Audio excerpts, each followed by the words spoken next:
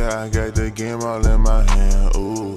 Hello, and you are now tuned in to the only universe mode that matters. I am Christian. I'm Jess. And here we are, fresh off of Clash of Champions, the Extreme Rules Edition, which was a crazy, crazy show that both Raw and SmackDown was represented, Jesse. And we literally just ended the episode about 2 minutes ago. Yeah. So we are very fresh off the reaction. I finally just took off my glasses and give my eyes a little break. I just want to kind of kick back. Help. So. I just wanted to kick back, take my chancletas off, and just discuss what just happened and what was a great combined pay-per-view, Jess. What did you think of Clash of Champions? Part 1 was my favorite part. Part 2 had its moments. I want another pay-per-view in whole, of course. Yeah, it's been, especially when it matters at pay-per-views. But Clash of Champions, the Extreme Rules division, I liked it. I was very excited for this show. Do you want to just get right into it? Let's get right into it. We kicked it off with an Internet Championship ladder match featuring Ricochet, Walter representing Raw, and then AJ Styles and Ciampa representing SmackDown. And this was a great way to kick it off. A really long ladder match. Yeah, I like when ladder matches tell a story. And I feel like this ladder match told a story where everyone had their moment. Everybody did. Ricochet had a really strong start where he was just looking absolutely incredible. Walter, he definitely tapped in and showed why he was the king of the powerbomb. Ciampa is always somebody to watch out for, and he did have moments where you thought maybe he can win. But ultimately, AJ's done what AJ has did all year, and that's sneak by and get a victory. Yeah, this guy has been relevant by just, inching by. Getting some wins on SmackDown, earning an opportunity at a pay-per-view. And now he finally, capitalized on that, being in this Internet Championship match, beating two other good opponents in a main event on SmackDown, Sami Zayn and Pete Dunne. And he just beat Tommaso Ciampa, returning Tommaso Ciampa, Walter, who just fought Roman Reigns and almost beat him, and Ricochet, who's one of probably the most athletic and best wrestlers on Monday Night Raw. And for AJ Styles, the phenomenal one, to beat those three contestants and climb that ladder and grab the new Internet Championship, it speaks volume, because this guy's in his mid-40s. He might have a few more years left of this. This could be. But this opens the door for him. Yeah, this could be that final push he needs. Obviously, guys. Maybe a final world title run. If you guys have never seen our Universe mode in seasons past, the Internet Championship has been a little bit of a crucial title because it can really make somebody's season. We've seen it been made with Andrade. We've seen it been made with Elias. We've seen it been made with a plethora of superstars. And if he defends it 4 times, and he'll have his first defense probably on the next SmackDown or the one right after. Yeah, before Great American Bash for sure. But if he defends it 4 times, he gets a championship shot. Yep. He's familiar with Randy Orton. Honestly, he's familiar with Brock Lesnar too. Yep. So earlier on in the season, AJ Styles went against Brock. It's going to be very interesting to see where AJ Styles can take it. But honestly, we know the history of the Internet Championship. This is probably just the very beginning of what will be a long story for the rest of the year. Ultimately, Jesse, we only have X amount of weeks to even get all these defenses in. Yeah. So these early defenses will mean a lot. So we're going to see the impact of the Internet Championship immediately. And I'm going to let the cat out of the bag. I'm pretty sure I did already. Raw is going to have King of the Ring tournament matches starting our next show. Okay. We will be crowning a King of the Ring at Survivor Series, and that tournament for me will start beginning at my next Raw. And if I can somehow get my hands on the Internet Championship in the meantime, I might have that belt be defended somewhere along the way. But that what's crazy? Sorry to interrupt, but I remember the last King of the Ring we did, and I don't remember who the Internet Champion was at that point. But I put the Internet Champion in the King of the Ring. Yeah, absolutely. And then we had, new Internet Champions, winning it as it went I think along. we should probably do it again this year. That could be interesting. AJ Styles, King Styles, sounds kind of cool. Okay, noted. I have to start thinking of qualifying matches for King of the Ring as well. We got to see how extensive we're going to send this. I want at least probably 8 competitors on each brand. I think that's a good number. A 16-match tournament. I feel like that's probably a 16-men tournament. That's fair. If we have to have 4 matches on a Raw or SmackDown to fit it, that's fine. We have to draw it out for sure, but that is going to be our plotting for the next few episodes. So, guys, let us also know who you want to see in the King of the Ring tournament, because that will be underway very, very shortly. But our second match of the day, and this is where it just went all downhill. Not all downhill. We had a really, really good match. It was Rhea Ripley and Raquel Gonzalez. Yeah, I'll say with match quality, it went up from here, but from Christian's performances, he fought, but he obviously lost. Listen, I didn't go out like a sucker in any of the matches except that one tag match. True. But that's true. I fought my ass off, man. A lot of tight moments, including that. I did have a moment with Rhea Ripley where I broke out at the 9 count. And even that second one, I feel like I hit that little freaking bar as close as you could possibly hit it. It was very close. Yeah, let's just say that. It's tough, and I wasn't able to hit any riptides really. I had the one spot I had the one spot where I threw you off, and then you landed through the table. That was a nice spot. We went all across the world. Really good match. Really strong performance from Raquel, though. More importantly. Yeah, this girl just keeps winning, man. Raquel Gonzalez. She's beating people like Rhea Ripley, Charlotte Flair, Toni Storm, Alexa Bliss, Shotzi, Ember Moon. Like, those are some good names across, SmackDown, which is her home, and she's the SmackDown Women's Champion. And now she just beat the former and obviously the new Raw Women's Champion in Rhea Ripley. Great performance from her. I'm very excited for her to defend. She will probably defend at Great American Bash, but actually, probably not. I'll probably wait until Survivor Series, like I said during the recording of Clash of Champions. But Survivor Series, 100% she's going to be defending. It's just who goes against her. Is it Ronda? Is it Bayley? Is it Liv Morgan? Is it Io Shirai? People in my division, they just have to fight for that opportunity. And really, who could beat Raquel Gonzalez right now? Because Rhea Ripley, your champion, couldn't even do it. So I think it's a long road ahead for any challenger for Raquel Gonzalez. It's always a little different, though. Like, nobody got pinned. That's true. Nobody got pinned. That's true. She kept me down. You did stay down for 10 seconds. Which is extensive. Yeah. Absolutely. That's 3 falls. Technically. 3 and a third. Yeah. If you want to be real technical. But yeah, like you said, Jesse, I don't know who's next for her. It's a long. Whoever's next, it's going to be very tough to beat her. We're also going to have a 4-on-4 women's match, and I'm interested to see who represents our sides. Candice LeRae and Indy Hartwell are there. 100%. Unless they lose their titles before them. Because I do plan on having them defend before Survivor Series. I'm really interested to see the direction of Monday Night Raw moving forward, and I'm getting ideas in my head, especially with my women's division. But I do know what's next for Rhea Ripley. I do know who is the number 1 contender, and that's going to be a good match. That's Asuka. Asuka and Rhea Ripley will be facing off at Survivor Series in 4 weeks, so she has more than enough time to stay down and recover. Because she's going to need to. Asuka has been looking dominant. She had a ton of falls. I know Rhea Ripley had a ton of falls in her Iron Man match. Asuka just had a ton of falls in hers. So I'm really excited to see the next step of that. And honestly, man, in general, I feel like all the matches right now mean so much. And they have so much build-up, even if it's like subconscious build-up from, just earlier in the season that you guys didn't even know about. Yeah. So exciting times ahead of us for sure. But I will talk about this Hell in a Cell match we had. Probably one of the matches of the night. The match of the night. Yeah, that double ooh splash at the very beginning had me sold. I thought I had a quick victory. Yeah, you did. Honestly, how I performed in the women's tag match, I thought you were going to do that in this match. And the match obviously happened right before. The double ooh splash scared me. We were talking about Usos versus New Day in a Hell in a Cell match. Yeah. It was a crazy start for the Bloodline, and then I started to cook with Big E, and then I was switching back and forth between Kofi and Big E. Athleticism for Kofi Kingston. Big E broke the cell, obviously, for them to all go up and battle up there for, it felt like, forever. Just for that top part to finally break through. And then there was a time where Kofi and I think Jey Uso were in the middle of the ring. Jimmy was up top, stunned, and Big E was on the outside because he got thrown off, stunned. And Kofi Kingston didn't have a Trouble in Paradise, and you guys know we don't win off of a cheap win. And I wasn't gonna go for a roll up there because obviously these guys have never fought. Exactly.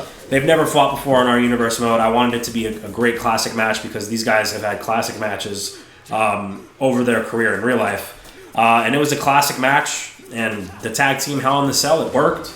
It was definitely my match of the night. Didn't like how it ended because obviously the Bloodline won, but they proved once again that they're the best tag team in the world. Yeah, and how it ended was, I don't remember which Uce it was. I think it was Jay. But let's say Jay jumping over Big E, hitting the Uce splash onto Kofi Kingston, and then the other Uce just able to grab Big E just in time. Now, you swore that you might have broke it up, but that conversation's for a different day. It's okay. I mean, the ref didn't see it. I mean, he was getting shanked. I'm going to be honest. I'm glad they got another win. The Usos builds their resume even farther. They're going to be at Survivor Series, not defending the championships. Maybe we have a tag team defense before that. Maybe on like the go home show, but I don't even know. I got to build my tag team division, really and I know the direction we're building it because Legado is on its way. I was just going to say that. Yeah. Legado versus Bloodline. Yeah, it's a great match. Yeah. I have to see that before. I kind of want to say Survivor Series, but I get it if you don't want to do it before Survivor Series because you want them to look strong for that pay-per-view. But if say you don't do that and Bloodline gets the win at Survivor Series, which is possible, and then they look even stronger, and then you could build Legado at the same time, and then them to have a clash at a pay-per-view, like a Raw pay-per-view right after that, because you would be up for one after Survivor Series. That would be great. So in my opinion, Legado needs one more win. So I have them as like the number one contenders.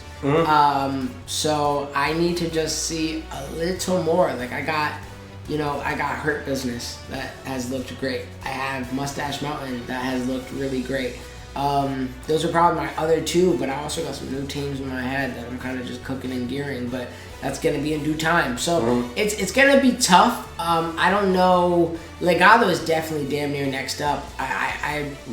It's so close, man. It really is. We're going to see if they get their shot before Survivor Series or not, but that will definitely be coming very soon. What a great win for the Usos, though. And ultimately, I think I definitely proved that I probably do got the best tag team across the brands right now. Bloodline just looks sensational. I agree. But you proved it for the woman, Jesse. Indy Hartwell, Candice LeRae, The Way, 2 out of 3 falls against Sasha Banks and Bianca Belair, and you smelled it. This match didn't feel like a 2 out of 3 falls. It didn't. Because how quick and dominant The Way looked. Candice LeRae, if she wasn't in the women's tag team division right now, I would have her go against Raquel. I can see that. Because her performances, beating Sasha Banks a few weeks ago on Monday Night Raw, her performance here tonight, her performances against Sasha and Bianca a few months ago, her performances against Shotzi and Ember Moon. Indy Hartwell, she's been doing work too.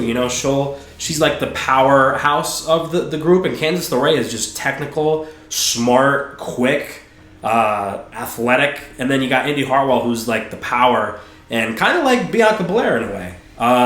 Hits the big moves, very defensive. Her IQ is pretty good for both of these wrestlers who are young in their careers, but easily the most dominant performance of the night for The Way.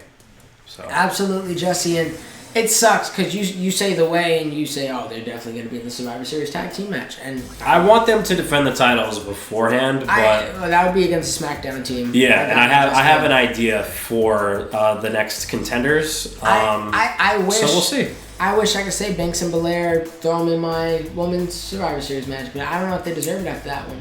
And then Asuka's occupied. And then you have a very deep division. I do have a deep division, but I'm interested to see what I usually assign a team captain. I don't know. You know what? Idea. My team captain, I got Bloodline leading the way over on for my men's. My team captain for women. That's a good idea. Is Naomi. That's a good idea. So, Rhea's booked and busy. Naomi just damn near got screwed out of a match recently. That's true. So yeah, Naomi's gonna be my team captain. If she wants to recruit Banks, we'll see. We know they have a decent amount of history, so we'll find out about that. But ultimately, I just started out on the spot. Naomi, team captain of Survivor Series. I don't know who the next 3 is going to be. I really haven't gave it thought yet, but we'll figure it out soon. I kind of want to announce my male team, but I don't know. I don't know how I feel about it. I feel like I should It's a rough draft. Yeah.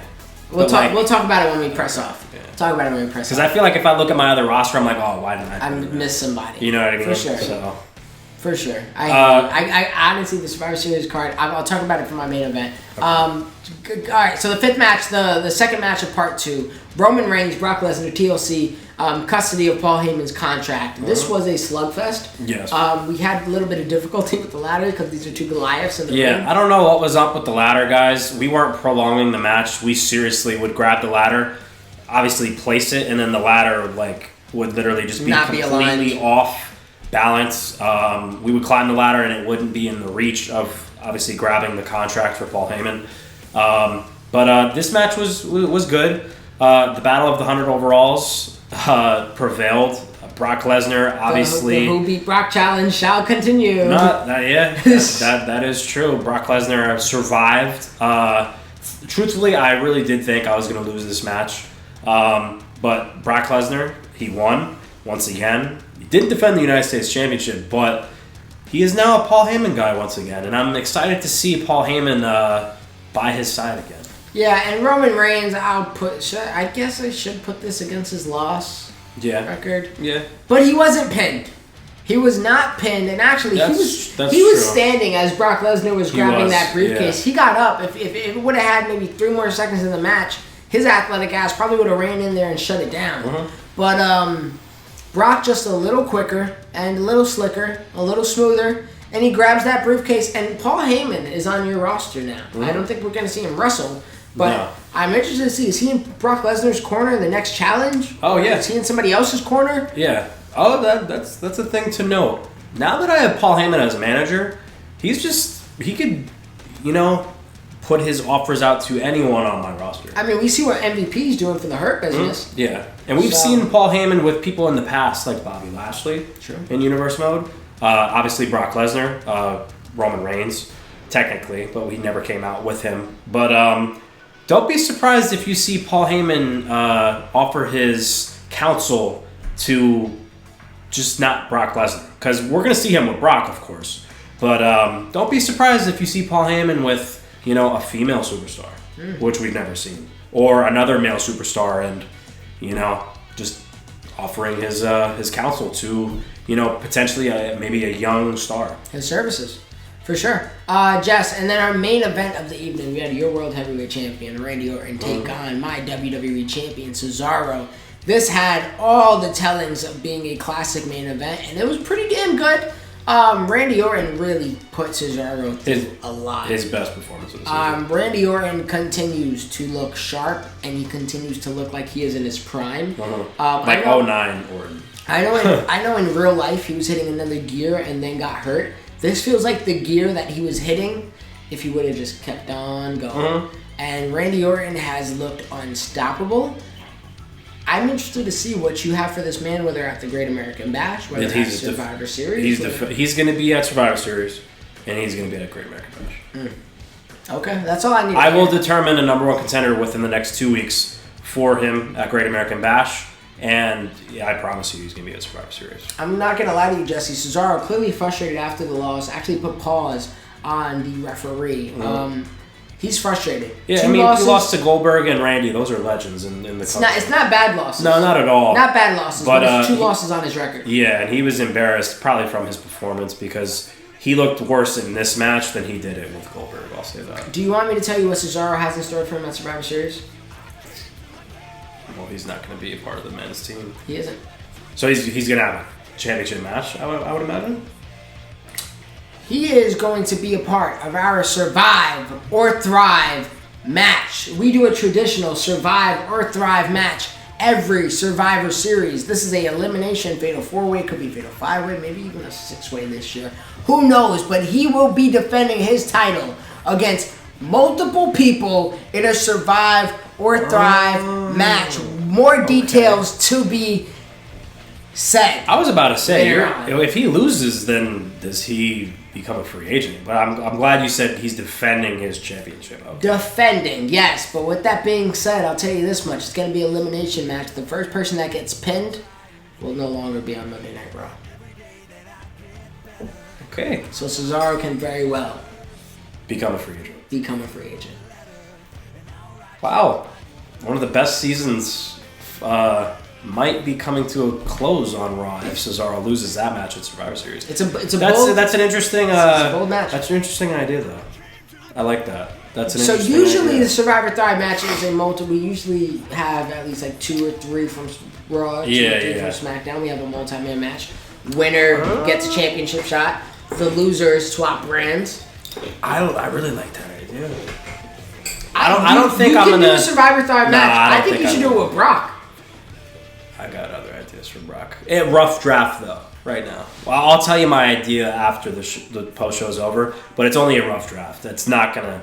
It might happen. My only thing is is like I'm like 30% on it, like it will, and 70% like I gotta look at my roster right now. I have an idea for Brock Lesnar though for Survivor Series. I gotta fine tune some of the idea because my only thing is if I lose a superstar and you're not, there's nothing. If I get Cesaro, that's what I'm saying. Roster, I gotta have man. some type of advantage for me. So we gotta have some other. My roster just gets deep. We gotta have some other thing weaved into Survivor Series, so like I can maybe get a distinguished advantage as well. Yeah. So. We'll be in conversation. We'll be talking, but man, it is going to be an exciting time. I already can't wait for Survivor Series. The licks of hearing Randy Orton fight at Great American Bash. Now I'm excited for Great American Bash. I'm excited for everything in store and what is to come, guys. It is going to be action packed, and plus Jesse was telling me off air that work is freeing up, so hopefully we can get these episodes rolling and rolling and rolling. But in the meantime, these post shows, we always try to hold it down, talk about the action that we just seen, talk about the future that we might see. And Jess, great Clash of Champions episode. Match of the night was? The New Day. Balone. Performance of the night? Randy Orton. Yeah, Randy. I really liked And Raquel's performance, the way too. AJ with the surprise win of the night. I'll say surprise was honestly the way in such a dominant faction. I could say that too, but they've been so good this season though. And then overall, if I'm to rate this pay-per-view, let me go by match and match. Ladder match was great. I'll probably say a nice 8.5, 9 out of 10. I'll give it a 9. I'll give that an 8.5. The Rhea Raquel, nice 8.5. That tag team match was a 10 out of 10. Perfect 10. Second one was a nice 5 out of 10. I'll give it a 6. To be nice, because I love all those ladies. I'll give it a 6. And then the Brock Roman, I'll probably say a nice 8.8, 8.5. I'll say an 8.6. 8.6. Yeah. I like that. Then the main event, I'll probably have like an 8.2, 8.3. Yeah, I was gonna say like an 8.4. So overall, I think that puts us at just about like I'll probably gladly say like an 8.9, 8.9 out of 10 show. I'm not good at math, so I was gonna say like an 8.6. Look at us get into the decimal, But, Jesse. nah, I think it was definitely out of 10 stars. I think it was definitely 8.5 stars. For sure. So. For sure. And we had a good show. We're going to continue to have some great shows. I'm excited to go ahead and put on great shows for you guys day in and day out. So thank you guys for watching. As always, please like, comment, share, subscribe. Join that Discord to extend the conversation past the comment section. Ring the bells, guys, and get our new updated videos, and we'll see you on the other side of the universe. Peace. Yeah, I got the game all in my hand, ooh, and yeah, pop out with the drip and make a fan drool. You could risk it if you want, this ain't no fan duel. Yeah, I'm in a Benz cool, yeah, stepping for the breeze.